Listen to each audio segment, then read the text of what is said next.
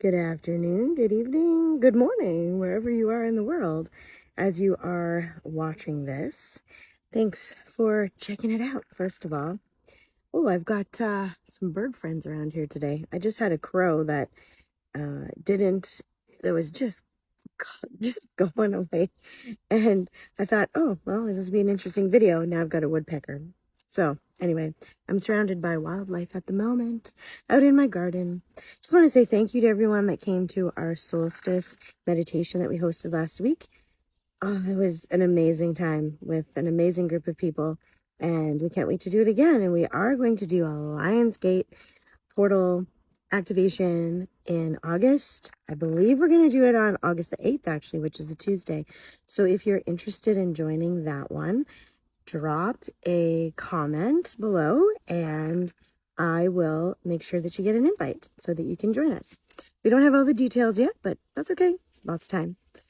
So today, what I wanted to talk about were two concepts: intimidation and confidence.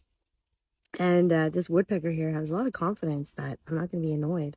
No, I'm just kidding. that I'm doing a video while he's working away. But I recently was having a conversation with someone about how some people find me intimidating, which I've always felt was kind of weird. I've had people tell me that throughout my life because my self-confidence and my insecurity really ruled a lot of my life for such a long time. So whenever people say, oh, I'm so intimidated by your confidence, I'm like, really?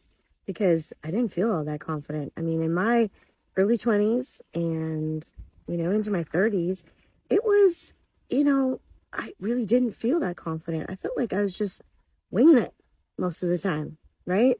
That I'm trying to get through life just like everyone else. And, with my very first job, when I was a gymnastics coach, I had a lot of male parents, especially, try to intimidate me. And I had to come up with mechanisms to feel a little more confident because I'm very short. I'm only 4'10". So very often they first try to intimidate me with their size, if not the loudness of their voice or the message that they're trying to get across. And I always felt like I had to be defensive, like be on the defensive. So, very often there was that feeling of attack and defense.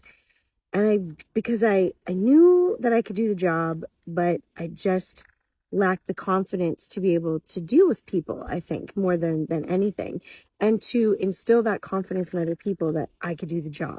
I always got told how to do my job better a lot back then. And I would have these coping mechanisms where, I would get a spotting block or something, or so that I could stand on something while I'm having a discussion with them to make myself taller, bring myself to their face height so that they couldn't look down at me, right? So, and I also remember being kind of obnoxious and loud. It was one other coping mechanism that once I became more aware of myself in my late 20s, that I was like, oh yeah, I know I'm compensating for feeling insecure. So the louder I am, or the more I push my ideas at people, that makes me feel better, right? Because I often felt like people were pushing their ideas at me. So when I learned how to get out of that cycle, and it took a while, I had to, piece by piece, in areas of my life, just sort of gain that confidence and not feel so insecure about my abilities. And when you feel more secure in yourself, you actually do communicate more directly with people. And a lot of people still communicate very passive aggressively.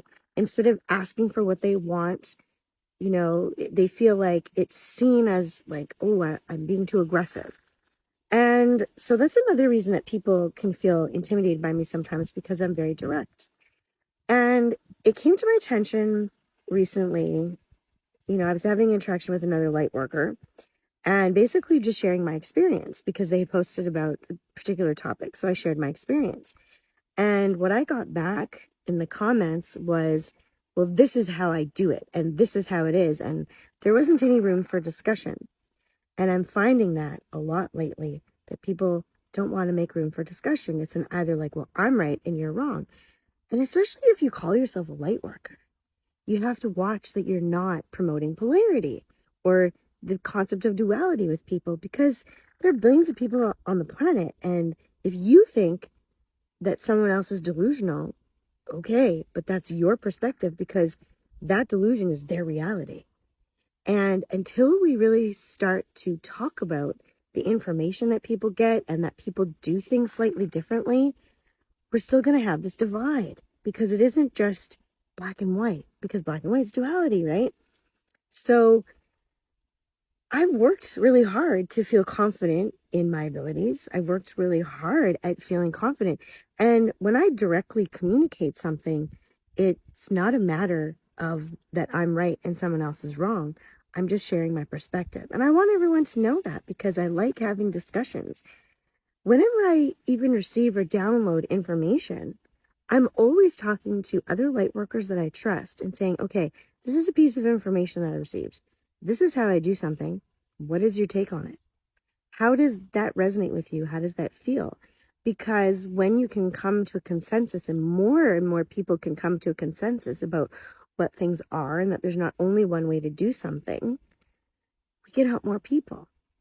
But you have to be open to listening and not letting your ego get in the way of thinking that, well, this person's right and this person's wrong. So if you're doing it differently than me, then it has to be wrong. It's not wrong. It's just different. It's just different.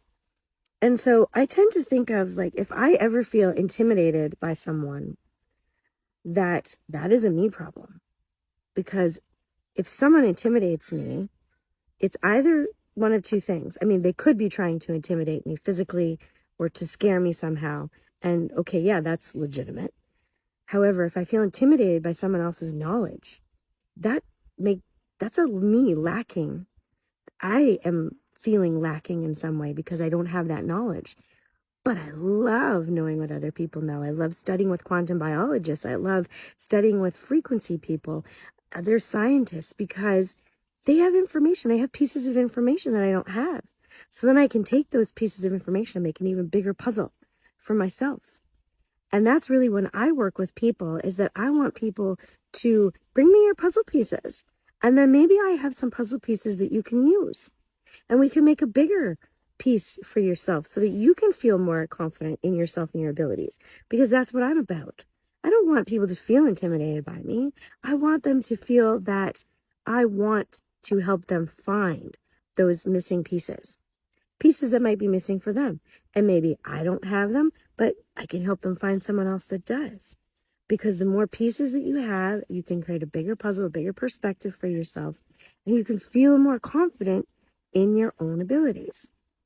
So there's just a couple things to think about with, about confidence and feeling intimidated. And if you ever do feel intimidated by someone, and if it's me, like, reach out and talk to me and just ask. I love talking to people. I love interacting with people. So there you go. Those are my thoughts today on those things. And to always, always, always, especially now, check in with yourself. Check in with yourself and see where you're at all the time. Have a great day.